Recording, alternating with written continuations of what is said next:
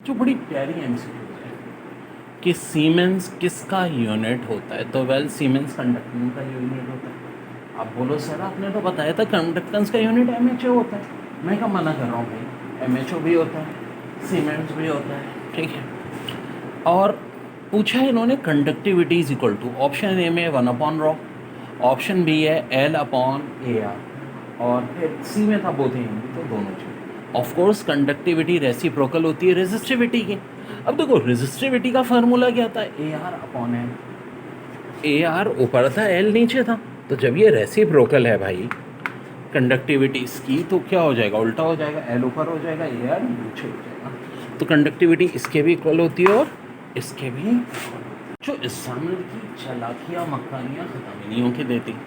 इसने सवाल दिया कि पावर 12.8 वॉट थी जब करंट 4 एम्पियर था। अगर रेजिस्टर हम सेम रखें, क्या सेम रखें, रेजिस्टर, तो बताओ 6 एम्पियर करंट पे पावर कितनी हो जाएगी। वाल वाल वाल, पावर बराबर होती है I² इंटू R। तो R बराबर हो जाएगा P/I²। अब खेल ये है कि भाई कौन सी रेजिस्टेंस, अगर R1 होता तो भाई ये P1I1 होता, इसी तरह अगर R2 होता तो भाई हम कहते P2/I2 का स्क्वायर। लेकिन जब कह रहे हैं दोनों रेजिस्टर इक्वल है तो इसका मतलब क्या होगा, जी हाँ कुछ ऐसी सिचुएशन हो जाएगी। तो थोड़ा सा दिमाग जब हमने इस्तेमाल किया, सिचुएशन बड़ी क्लियर है। पावर 1 तो 12.8 दी है, I1² यानी बोले तो 4 का स्क्वायर, यानी क्या बोले तो 2 4, I2 का स्क्वायर यानी 6 करंट, ठीक है। I1 वाला करंट 4 था और पावर 2 चाहिए। सो भाई अब कैलकुलेट करना कोई मुश्किल काम नहीं है, दोनों से उधर जाके मल्टीप्लाई होंगे, काटम काटी होगी और एंड में हमारा बच्चों आंसर आ जाएगा, ठीक है जी। तो ये सवाल भी बहुत आता है कि हीट एनर्जी को इलेक्ट्रिकल एनर्जी में कन्वर्ट किस डिवाइस के थ्रू किया जाता है। तो भाई एक ही तो डिवाइस होती है जो कि कहलाती है थर्मोकपल, वेरी वेरी इंपॉर्टेंट।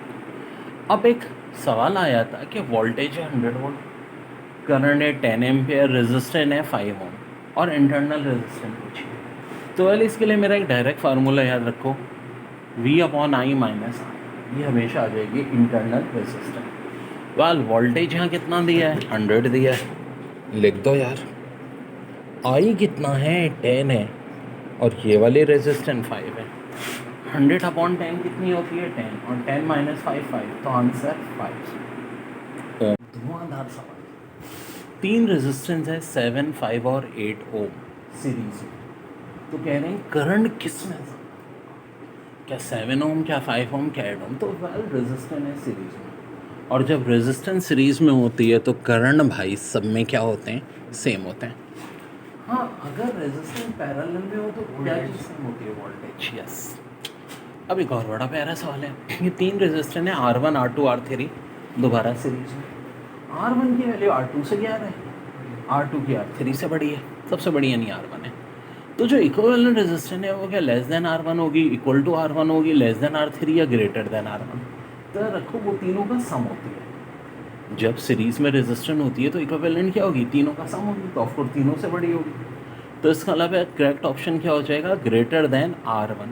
अरे लेस वाला तो हो ही नहीं सकती, ना इक्वल हो सकती, इक्वल तो तीनों के सम क्या होती है। तो correct option greater than R। आज हम कर रहे हैं करंट एंड इलेक्ट्रिसिटी की पास्ट पेपर की एमसीक्यूज चुन चुन के। कैसे बच्चों, चुन चुन के। तो EMF बेसिकली इलेक्ट्रोमोटिव फोर्स होता है, मैं मोटी कहता हूँ। तो इसका यूनिट क्या होता है, वोल्ट। पोटेंशियल डिफरेंस का भी वोल्ट होता है। और देखो ये बहुत आता है कि वोल्ट अपॉन ओम क्या होता है, तो भाई ये एम्पेयर होता है। यार ये लॉ है ना V/IR, कौन सा लॉ है रे, ओम्स लॉ है रे। अच्छा ओम्स लॉ में कौन सी चीज़ एक दूसरे के डायरेक्टली प्रोपोर्शनल होती है, ये भी MCQs आ चुकी है, करंट और वोल्टेज। और आपको पता है जब भी प्रोपोर्शनिंग का निशान हटता है इक्वल टू और कांस्टेंट आता है, तो कौन सा कांस्टेंट आता है, वाला कौन आता है। अच्छा देखो एक गलत फहमी दूर कर लो, कांस्टेंट ऑफ प्रोपोर्शनलिटी, ये बड़ी अहम MCQ से हर साल पेपर में आती है। क्या constant of proportionality Ohm's law में क्या है, तो यार नहीं 1/R है।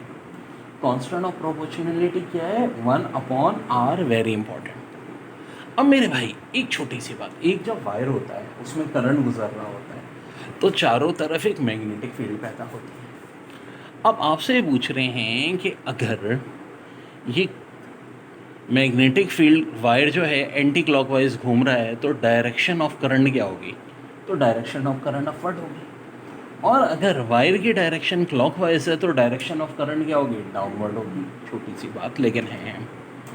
अब देखो ये होती है resistivity, resistance into area upon length. तो आयरन की रेजिस्टिविटी बहुत इंपॉर्टेंट है, एग्जाम में पूछ भी चुके हैं, 11 × 10⁻⁻8 ओम मीटर। याद रहे कि रेजिस्टेंस का यूनिट ओम होता है और ये जो रॉ जिसको रेजिस्टिविटी कहते हैं इसका यूनिट ओम मीटर होता है।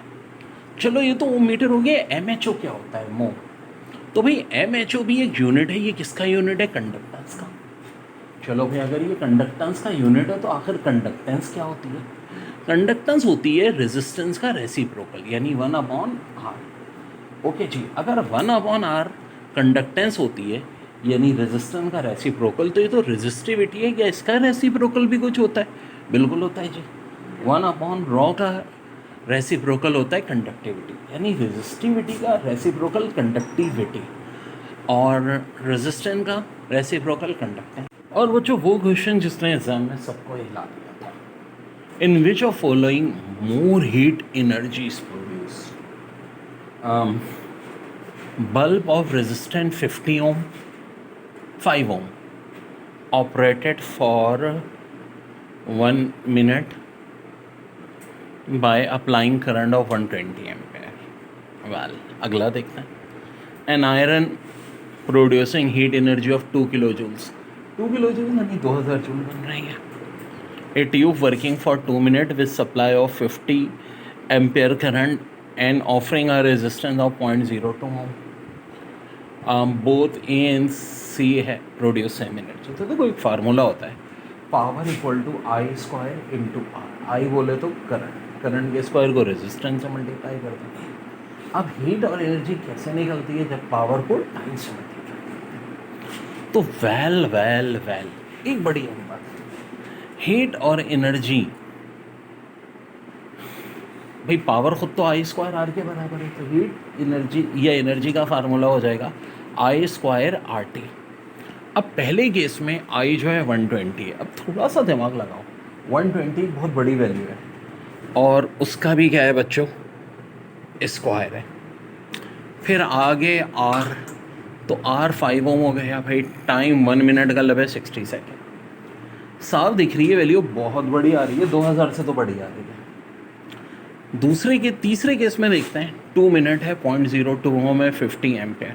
वेल ऑफ कोर्स 50 जो होता है वो 120 से छोटा होता है, तो 50 का स्क्वायर भी बहुत छोटा होगा, स्क्वायर है तो और छोटा हो जाएगा।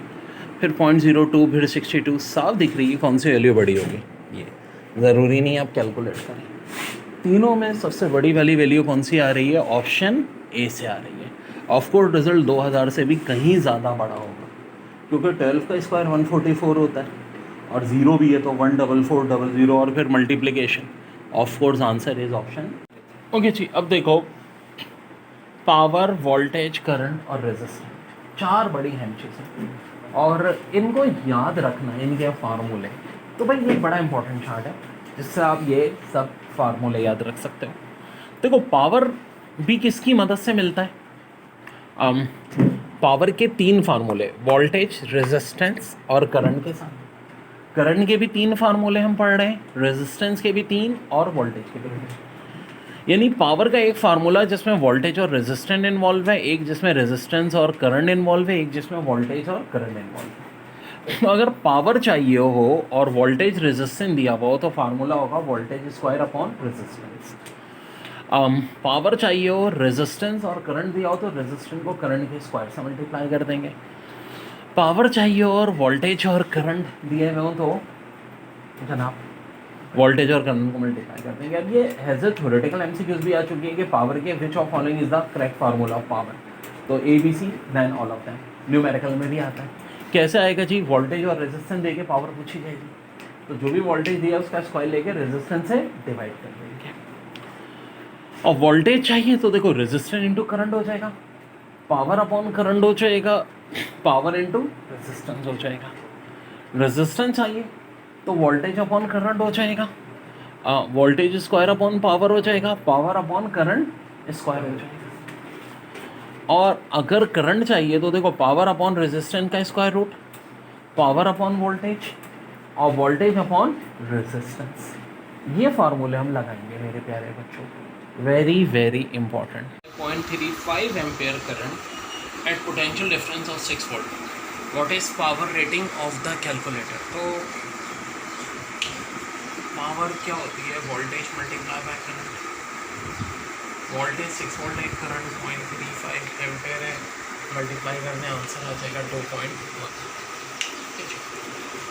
नीचे देखें question, 12 ohm resistor is connected in series with parallel combination of 10 resistors each of 200 ohm. What is net resistance of the circuit?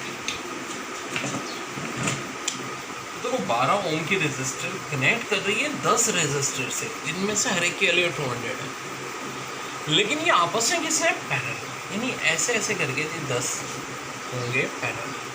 तो पैरेलल के लिए तो ट्रिक बताई हुई है, जितने उतनों से डिवाइड कर लो। 200 वाले 10 हैं, 200 को 10 से डिवाइड कर दो, 20 आ जाएगा।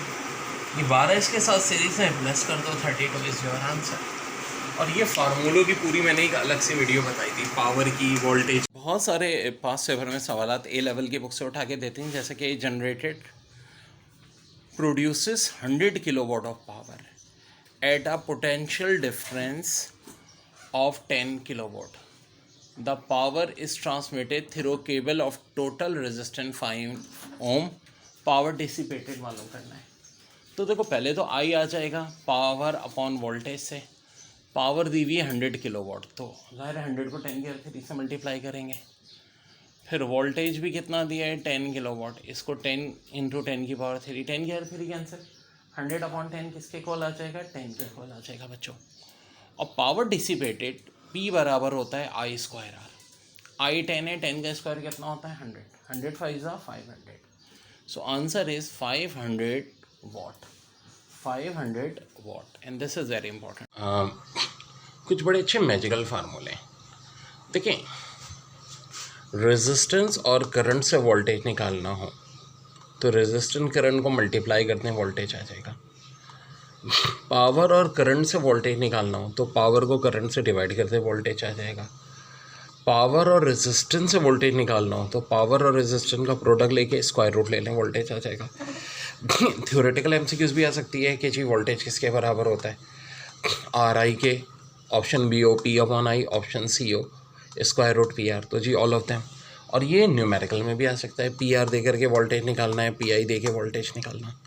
ये तीनों फार्मूलों से हमें वोल्टेज निकलता है। अब आए उन 3 फार्मूलों की बात कर लें जिनसे रेजिस्टेंस निकलती है।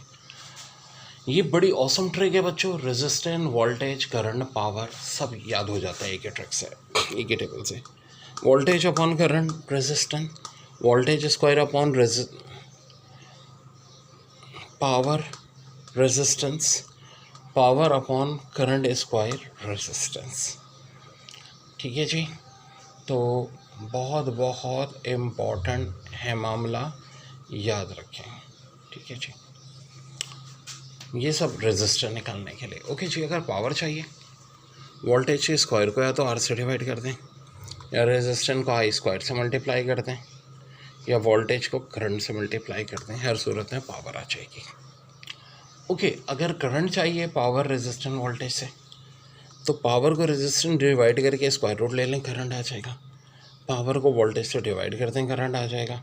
वोल्टेज को रेजिस्टेंस से डिवाइड कर दें, करंट आ जाएगा।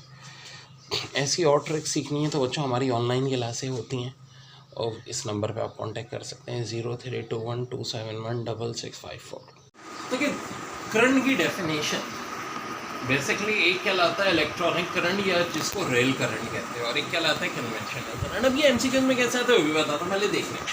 N electric current through conductor is due to drifting of free electron. The electron always drift from lower potential negative terminal of battery to a higher potential opposite to electric field. This current is called electronic current. यानी जब lower potential से higher potential तक पे electron जाते हो तो ये current क्या कहलाता है, रेल करंट या इलेक्ट्रॉनिक करंट। आपको दे देंगे कि भाई लोअर से हायर की तरफ पोटेंशियल की तरफ जा रहा है तो करंट क्या कहलाएगा। Option A electronic current, option B rail current, option C all of them. तो आंसर ऑल ऑफ दैम हो जाएगा। कन्वेंशनल करंट की बात देखें, current which is due to flow of equivalent positive charge from higher, यहाँ positive terminal to a lower negative terminal is called conventional current. Conventional current में जो flow होगा वो हमेशा क्या होगा, पॉजिटिव टर्मिनल से नेगेटिव टर्मिनल तक। सो डेयर बहुत बहुत इंपॉर्टेंट चीज़ें, कल इनको अच्छी तरह देख लीजिएगा। Thanks a lot. बड़ा अहम टॉपिक है कि करंट के इफेक्ट्स क्या क्या होते हैं। तो एक करंट के होते हैं हीटिंग इफेक्ट, जैसे कि हीटर है, करंट का हीटिंग इफेक्ट है। इलेक्ट्रिक आयरन है, करंट का हीटिंग इफेक्ट है। इलेक्ट्रिक लैम्प हो गए, फ्यूजेस हो गए। देखो ना हीटर सर्दी में हीटर चाहिए होता है। इलेक्ट्रिक आयरन बोले तो इस्त्री, इलेक्ट्रिक लैम्प, ये सब हीटिंग इफेक्ट हो गए। केमिकल इफेक्ट, बैटरीज, इलेक्ट्रोप्लेटिंग, तो ये एमसीक्यूज के तौर पे बहुत आता है ये सब। और magnetic effect, meters, fans, relays, electric bells ना, इनकी जबकि इलेक्ट्रिक बेल चलती है, मोटर्स, ट्रांसफार्मर्स, ये सारे क्या हो गए, मैग्नेटिक इफेक्ट्स। सो बहुत इंपॉर्टेंट टॉपिक है डेयर ये भी। देखिए बेटा बड़ा अच्छा एमसीक्यूज है। When current is set up in a wire by connecting, कैसे, by connecting its end respectively to the two terminals of the battery, the electron move along the circuit from negative terminal to the positive terminal of battery. This is called as dash current. तो देखो एक बात सुनो, बड़ा hand concept होता है electronic current, rail current, conventional current. बात यहाँ हो रही है when current is set up in a wire by connected is and respectively to terminal of the battery. The electron move along the circuit from the negative terminal to positive terminal of battery. This is called as. तो ये चीज़ कहलाती है भाई electronic current. इसकी proper definition है electronic current की, जब negative to positive terminal current. Drift velocity का टॉपिक, कंडक्टर के अंदर से जब इलेक्ट्रॉन गुजरता है, इसके अंदर से, कंडक्टर के अंदर से, तो इन इलेक्ट्रॉन की वेलोसिटी को हम क्या कहते हैं, ड्रिफ्ट वेलोसिटी। क्या कहलाती है, ड्रिफ्ट वेलोसिटी। तो ये बड़ा इंपॉर्टेंट टॉपिक है। ड्रिफ्ट वेलोसिटी का फार्मूला होता है current divide by n. N से मुराद चार्ज डेंसिटी, ए से मुराद एरिया, ई से मुराद चार्ज ऑफ इलेक्ट्रॉन। ठीक है जी। अब देखें इसमें से जो ये 5 से 12 में बहुत नए सवाल, न्यूमेरिकल में वैल्यू आगे पीछे कर देंगे, बाकी तो ये करंट दिया है 5 एम्पीयर, चलिए हमने लिख दिया। चार्ज डेंसिटी कह रहे current of 5 ampere is passing through a metallic wire has cross section area of 4 × 10⁻⁻6 meter square. चलिए जी, एरिया की जगह मैंने लिख दिया 4 × 10⁻⁻6। चार्ज ऑफ इलेक्ट्रॉन तो पता होता है ये सबको यार, 1.6 × 10⁻19 होता है। ओके डेयर, ये हो गया। चार्ज डेंसिटी, हाँ जी क्या होगी, दी हुई है इन्होंने, बिल्कुल दी हुई है। If the charge density of the charge carrier in the wire is 5 × 10⁻26। So जनाब अब इसको सॉल्व करना है। अब एक बड़ी ख़ास बात याद रखो, एप्टीट्यूड टेस्ट में ऑप्शन की बड़ी अहमियत होती है। ऑप्शन दिया है 1/7, 1/11, 1/31 और 1/64। देखो सबसे पहले क्वेश्चन पढ़ते ही ऑप्शन देखो, न्यूमेरिकल में खासतौर पर पता चला आप इसको डिवाइड करने बैठ गए, बहुत टाइम लग गया, वो भी विदाउट कैलकुलेटर। अरे के बंदे करने की ज़रूरत ही नहीं है, आंसर इसी फॉर्म में दिया है। और यही तो बेवकूफ़ियाँ कर जाते हैं। अब यही तरकीबें हैं जो मैं बताता हूँ, मैं टाइम कैसे बचाना है। अब देखो कुछ कट रहा है जी, ये 5 कट रहा है। 10⁻26 है, इसमें से 6 माइनस कर दो, कितनी बचेगी, 10⁻20। ऊपर होना यहाँ बच गई 10⁻20 इंटू 4, 10⁻⁻19। कहाँ से है, 26 - 6 है, ये 4 है, ये 1.6 है, इनको भी मैंने नहीं छेड़ा, 5 कट गया। 20 और -19 10 बचेगा, 1.6 से मल्टीप्लाई करो 16 को 4 से 64, 1/64। कोई है ऐसा ऑप्शन, बिल्कुल है जी। अब अगर आपने ऑप्शन में लिखे होते हैं क्या करते हैं, 1 को 64 से डिवाइड करने बैठ जाते हैं भाई। अल्लाह के बंदो, एप्टीट्यूड टेस्ट हार्ड वर्क से ज़्यादा स्मार्ट वर्क है। How genius you are. ठीक है, थैंक्स अ लॉट। बहुत प्यारा सवाल है। Thermocouple is connected across galvanometer, ठीक है जी, of resistance 30 ohm. One junction is immersed in water at 373 Kelvin and other in ice at 273 Kelvin. EMF of thermocouple is 90 microvolt for each 1 Kelvin difference in temperature between injunctions, and thermocouple resistance is 6 ohm. What current will show in galvanometer? देखिए DUHSO, Nernst हो, nums हो, यही same question उठाए इन्होंने ए level physics की book से, हर जगह आ जाता है। देखो सबसे पहले बात तो इसमें जो हम चेक करेंगे टेम्परेचर डिफरेंस, 373 और 273 का डिफरेंस होता है 100 केल्विन। और थर्मोकपल में ईएमएफ याद रखो हमेशा कैसे मिलता है, जो भी थर्मोकपल का वोल्टेज होता है उसको मल्टीप्लाई करते हैं टेम्परेचर डिफरेंस से। एक्चुअल ईएमएफ इस तरह निकलता है। तो बात हो रही है थर्मोकपल की, तो 100 को मल्टीप्लाई करो 90 माइक्रोवोल्ट से, हो गया 9000 माइक्रोवोल्ट। टोटल रेजिस्टेंस कैसे निकलेगी, देखें जी, एक रेजिस्टेंस 30 है, एक 6, 30 और 6 को प्लस करते हैं 36 ओम। आई ज़ाहिर है V अपॉन आर, मशहूर जाना फार्मूला। 9000 को 36 से डिवाइड करें 250 माइक्रो एम्पियर। आंसर क्या हो जाएगा 250 माइक्रो एम्पियर। जनाब जनाब जनाब, बहुत इंपॉर्टेंट MCQs पास पेपर की। When current I flows through a wire, the drift velocity of the electrons is v. When current 2I flow through another wire of same material having double the length and area of cross section, the drift velocity of electron will be। देखो drift velocity होती है एक conductor के अंदर जब electron flow हो रहे हो तो उनकी वेलोसिटी कहलाती है ड्रिफ्ट वेलोसिटी। इसका फार्मूला होता है velocity equal to current divide by N, charge density. E से मुराद चार्ज ऑफ इलेक्ट्रॉन, ए से मुराद एरिया ऑफ कंडक्टर। अब डेयर बात क्या हो रही है कि जो वेलोसिटी थी वो शुरू में वी थी, लेकिन फिर हमने क्या किया, एक और कंडक्टर की बात कर रहे हैं जिसमें करंट 2I है, यानी कि ये वाली वैल्यू डबल हो गई। ठीक है, ओके जी, समझ में आई बात। और क्या हो रहा है, of the same material having double the length. Length तो इस फार्मूले में है ही नहीं, तो लेंथ से कोई फ़र्क नहीं पड़ेगा। An area of cross section, चलो एरिया ऑफ क्रॉस सेक्शन भी डबल हुआ, ये बात है हमें। ड्रिफ्ट वेलोसिटी कितनी होगी, तो भाई मैथ्स के रूल कहता है 2 कैंसिल हो जाएगा, यानी कि उतनी ही रहेगी, यानी कि आंसर होगा वे। फिर कह रहे हैं drift velocity of electron in a wire of radius r is proportional to r square r cube. तो according to formula of course none of this, ना r है फार्मूले में, ना r स्क्वायर ना r क्यूब। ये ए लेवल का सवाल जो MTCAT 2013 में भी आया था। Electrical heater can be represented has 2 resistance of R1 and R2 and 2 switches S1 and S2। The resistance R2 is greater than R1। ये डायग्राम बड़ी अच्छी हमारा भाई ने बनाई है। अब आगे क्या कह रहे हैं, when switches must be closed so that the heater produce maximum possible power and the minimum non-zero power। तो ऑप्शन इस तरह दिए हैं, मैक्सिमम पॉसिबल पावर के लिए ऑप्शन ए में S1 एंड S2 और मिनिमम नॉन ज़ीरो पावर के लिए S2। फिर ऑप्शन बी में S1 and S2 maximum possible power के लिए और मैक्सिमम नॉन ज़ीरो पावर के लिए S1, minimum non zero power के लिए। फिर मैक्सिमम पॉसिबल पावर के लिए S1 और मिनिमम नॉन ज़ीरो पावर के लिए S2। फिर मैक्सिमम पॉसिबल पावर के लिए S2, minimum non zero power के लिए S1। अब देखो इसकी एक्सप्लेनेशन क्या है। पावर का फार्मूला क्या होता है, V स्क्वायर अपॉन I।